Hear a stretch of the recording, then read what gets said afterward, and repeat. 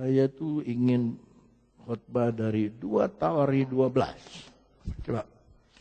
2 Tawari 12 mulai ayat 1 sampai ayat 14, tapi kita akan baca ayat per ayat.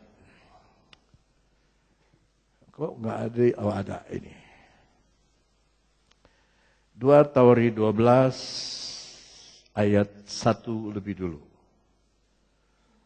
Rehabeam beserta seluruh Israel meninggalkan hukum Tuhan ketika kerajaannya menjadi kokoh dan kekuasaannya menjadi teguh.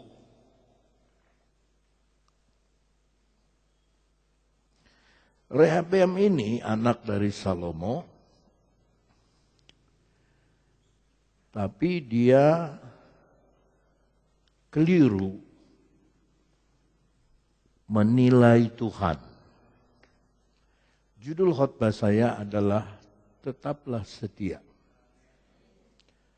Ulangi. Tetaplah setia kepada Tuhan, tetap setia kepada pasangan hidup, tetap setia kepada negara, tetap setia kepada panggilan Tuhan, tetap setia. Bayangkan oleh saudara, satu orang tidak setia mempengaruhi seluruh bangsa. Lihat, Rehabeam satu orang, beserta seluruh Israel, seluruh bangsa, meninggalkan. Coba ulangi kata meninggalkan. Meninggalkan hukum Tuhan. Ya. Kapan? Ketika kerajaannya menjadi kokoh. Dan kekuasaannya menjadi teguh. Banyak umat Tuhan seperti Rehabeam. Ketika uang banyak, ketika dagangan laku, ketika usaha maju, apa itu Tuhan? Apa itu kebaktian? Apa itu bedstone? Apa itu doa malam? Apa itu puasa? Bayangkan satu orang bisa mempengaruhi seluruh bangsa. Jadi salah satu alasan orang bisa tinggalkan Tuhan, tinggalkan hukum, Taurat, firman Allah. Itu ketika dia rasa hebat. Ketika dia kokoh, rasanya kokoh. Dan kekuasaannya menjadi teguh. Saya lebih senang dengan kesaksian kayak tadi. Sebab kesaksian seperti tadi itu mendekatkan kita kepada Tuhan.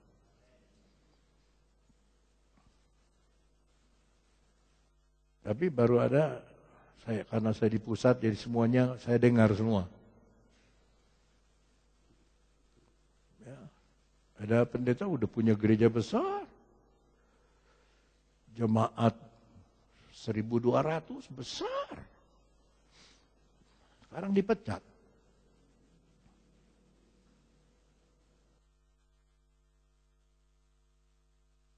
Karena merasa diri kuat. Merasa diri bisa. Ayat kedua. Dalam ayat kedua. Tetapi pada tahun kelima. Ini lebih cepat. Sebab Naomi, dia tinggal 10 tahun di Moab. Baru Tuhan bicara. Ini 5 tahun. Lebih cepat lagi. Kalau orang Cianjur tinggalin Tuhan 1 tahun. Lebih cepat lagi Tuhan. Makanya ada peribahasa, Tuhan ada di atas genteng. Nggak jauh. Tetapi pada tahun kelima zaman Raja Rehabeam. Ini dia lagi, kalau di film itu eng-ing-eng. Tidak perlu Tuhan. tidak perlu kebaktian, tidak perlu hukum Tuhan, tidak perlu nabi, tidak perlu hamba Tuhan, tidak perlu gereja, tidak perlu bait Allah, tidak perlu kita kuat, kokoh. Lihat, majulah Sisak, namanya aja jelek, kayak Sirsak. Majulah Sisak, Raja Mesir. Menyerang Yerusalem, ada sebabnya. Karena mereka, yang ayat 1 tadi, berubah setia terhadap Tuhan. Maka tadi saya bilang judul khotbah saya tetap setia. Tetap setia. Yang berat itu setia sama pasangan hidup. Sebab kemarin saya baca, ya, dalam 2 bulan 500 orang cerai. Hanya karena suaminya pro Prabowo, istrinya pro Jokowi. Ya, jangan enak ketawa aja saudara. Tiap hari saya Prabowo, Jokowi, Prabowo, Jokowi, Prabowo. Yang menang Jokowi, diceraikan istrinya. Ampun, gara-gara Jokowi JK, Jokowi JK. Cerai. 500 pasangan, itu baru di Jawa Timur. Kata menteri, bukan menteri, itu calon menteri. Indah Parawansa. Ya. Orang kalau udah berubah setia, susah diberkati Tuhan. Sebab Tuhan karakternya setia. Tuhan Yesus setia. Dia sahabat. Kalau encimnya setia, encim, sahabat encim. Kalau enceknya setia, sahabat encek. Kalau biar orang susah, tapi kalau dia setia sama Tuhan, sahabatnya Tuhan. Dalam segala susahku. Terus?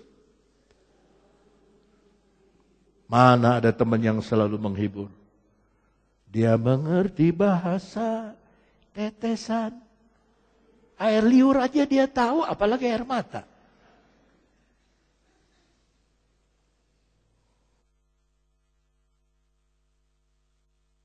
Ngomong dua kiri kan aja. Mari kita setia.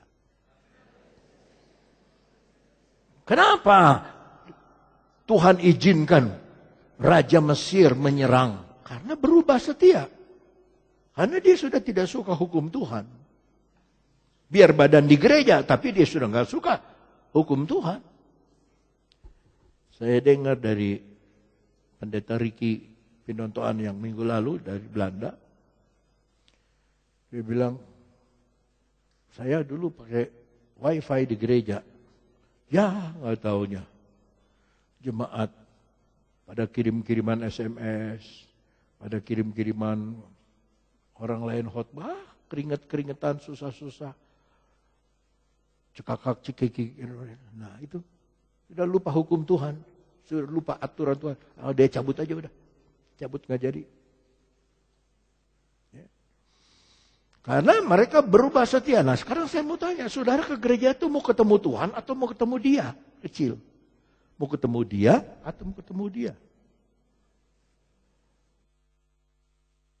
Mau ketemu Tuhan atau mau ketemu Tuhan?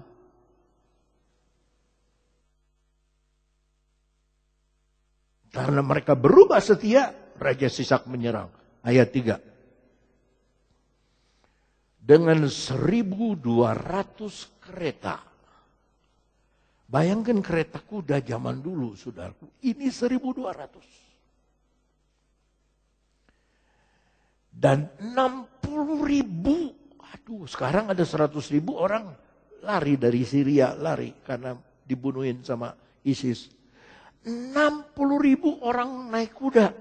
Coba. Nggak ditulis itu kuda makan rumput di mana, minum di mana. 60.000 orang naik kuda. 12.000 naik kereta. Negara mana yang bisa tahan? Ya. Sedang rakyat, ini baru rakyat atau tentara yang mengikutinya dari Mesir jalan kaki loh. Yakni orang Libya, orang Suki Dan orang Ethiopia, orang hitam, tidak terhitung banyaknya. Jiwa lupat manap jupan lalu, jiwa lupat manap jupan lalu, jiwa lupat manap jupan lalu, jiwa lupat, enggak hitung. 12.000 kuda, 12.000 kereta, 60.000 naik kuda, yang tidak terhitung banyaknya tentara. Ayat 4. Ia merebut, enak aja dia. Ia merebut, dia ngambil. Ia merebut kota-kota benteng. Bukan kota biasa. Ya, umpamanya nih Amerika umpamanya nih nyerang Indonesia. Nggak mungkin dia kuasai Cibeber. Betul. Lalu besok koran Kompas, Cibeber sudah dikuasai Amerika. Gunung Halu diperiksa Amerika. Pasir Hayam, Pasir Honje dikuasai Amerika. Cikulukulu, di mana orang kita nyaho di mana Cikulukulu dikuasai Amerika? Enggak. Kota benteng yang dicari. Maka C.P. Hakim, mantan Laksamana Udara, Angkatan Udara Republik Indonesia, itu teman sekolahnya jemaat saya. Dia tanya, "Cepi, kalau Amerika nyerang Irak, 21 hari jatuh Irak tuh. Kalau Amerika nyerang Indonesia berapa hari kira-kira?" C.P. Hakim dia ngitung. 4 jam. Gila nggak? 4 jam loh Indonesia bisa diserang Amerika habis.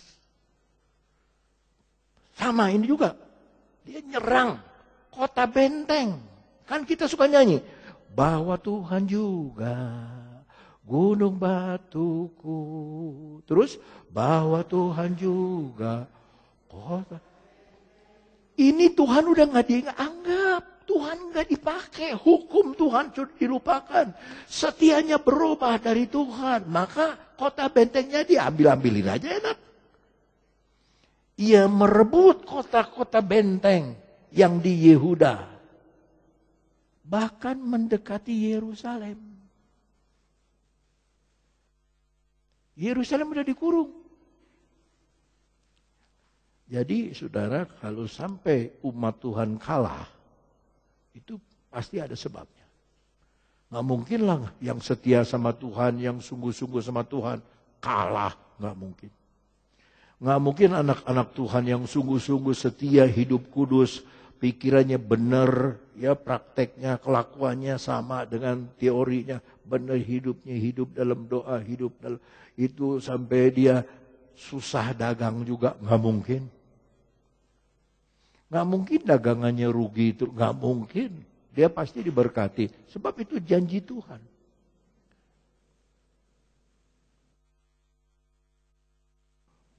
Ayat 5. Untung ada nabi.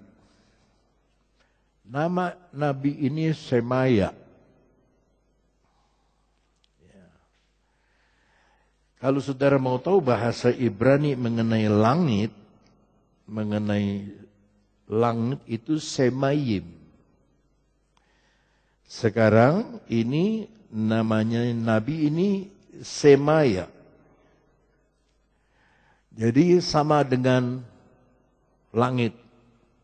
Semaya itu artinya langit. Semayim, tempat yang tinggi. Kolose 3 ayat 1 dan 2. Tetapkanlah pikiranmu pada perkara-perkara yang di atas. Ada haleluya? Bukan yang di bumi. Ya. Pikirkanlah hal-hal yang di atas. Hal-hal surgawi.